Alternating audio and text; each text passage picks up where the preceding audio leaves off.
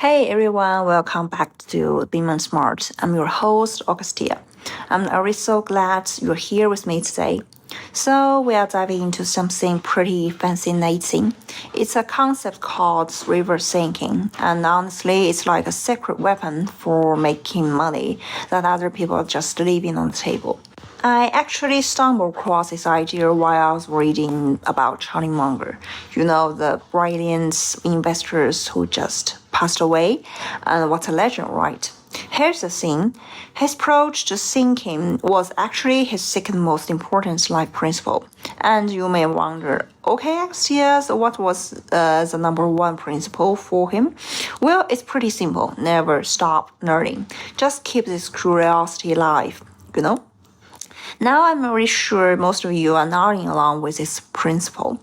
Well, all get it. Learning is crucial, and reverse thinking isn't exactly rocket science either.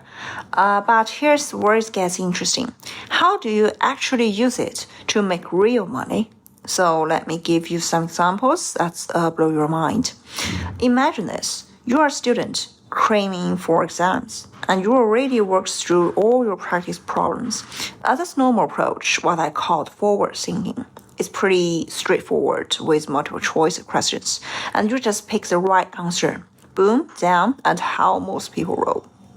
But here is what gets it cool. What if you could explain exactly why every wrong answer is wrong? I know you are thinking, oh, okay, Augustina, that sounds like the way more work. Why would I torture myself like that? But stick with me here. When you approach this way, you are not just memorizing. You are actually understanding the materials on a deeper level. And you will know why the right answer is right and why the wrong ones don't work. Some of these wrong answers are just total nonsense, obviously fake. But what about others? They're sneaky. Like the question might be asking about topic A, but there is another answer about topic B actually contains the correct information for a completely different question. Okay, boom, boom. Now you are reviewing two concepts at once. So let me tell you about Charlie Munger's day job. This is gold for anyone in the workforce. During the World War II, this guy was a weather reporter, which sounds pretty straightforward, right? But here's what made him special.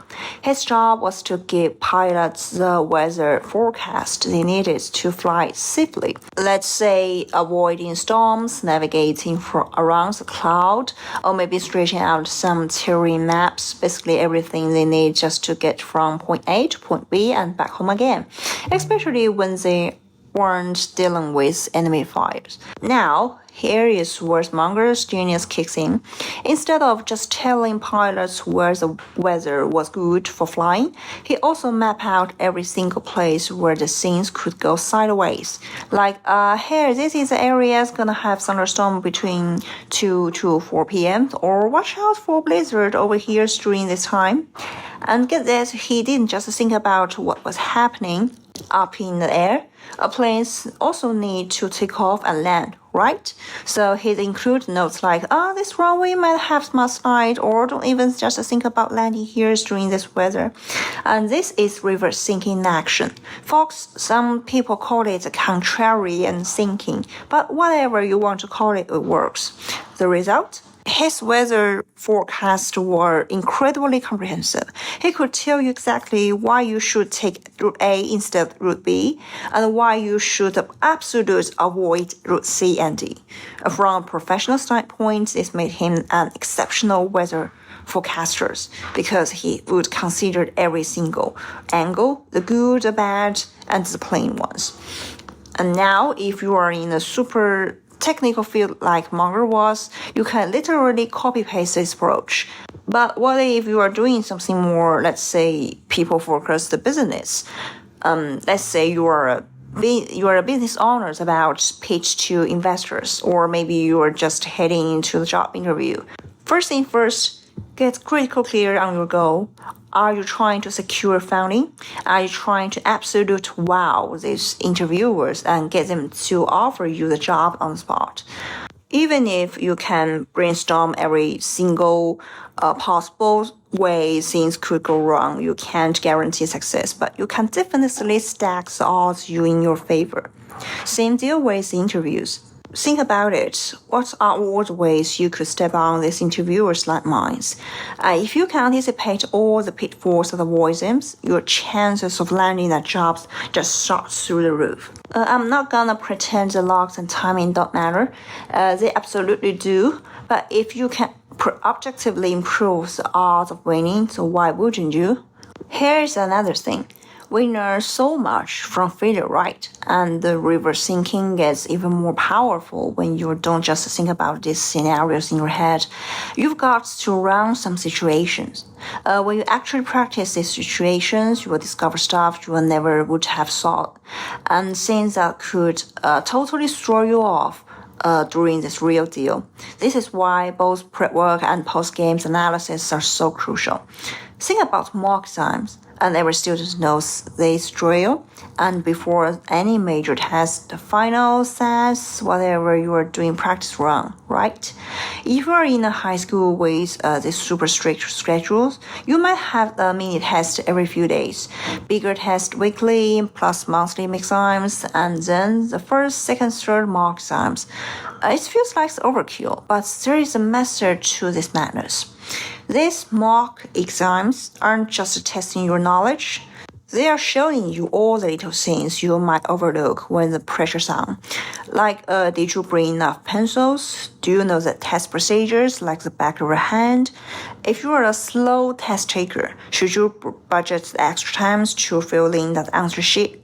The whole rhythms and flow of test taking is huge. For example, if you know you are not the fastest at the problem solving, maybe you fill in each answers as you go. That way, even though you are working slower, once you finish the question, it's done.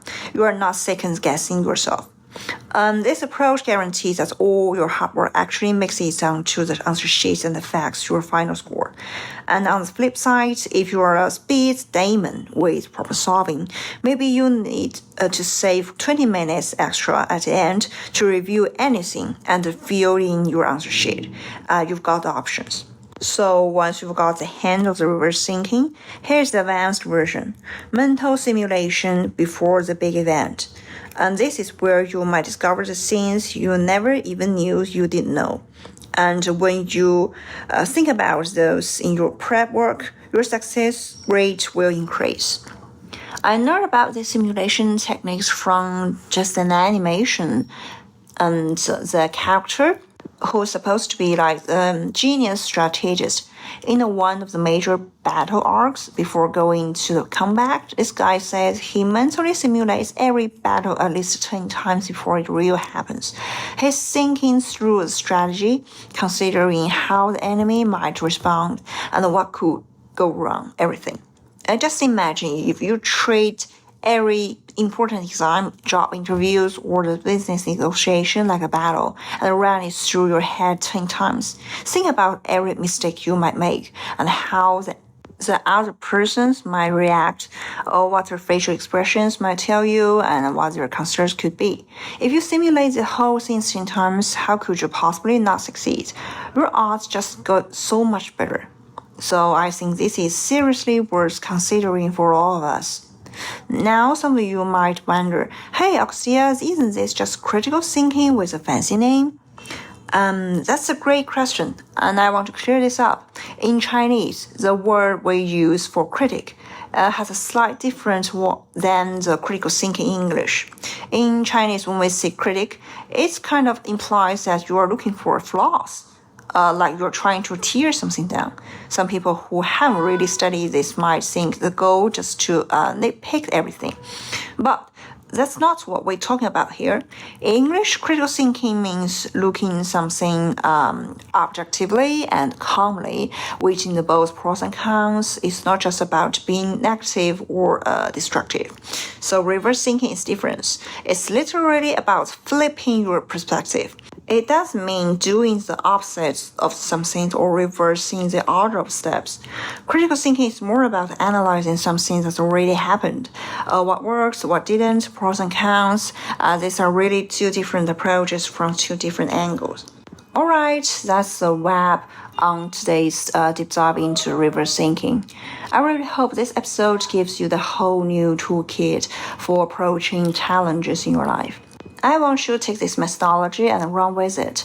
Apply it to your study, your career, your relationships, whatever you've got going on. Master this way of thinking, and you will start seeing opportunities everywhere.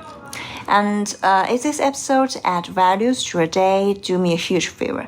Hit that subscribe button and I pour my heart into every episode, researching these game-changing concepts and breaking them down so you can actually use them.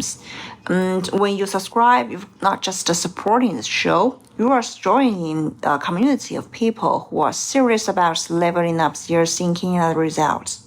So smash the subscribe button, leave me a review if you're feeling generous, and I'll catch you in the next episode. Until then, keep thinking differently and keep winning.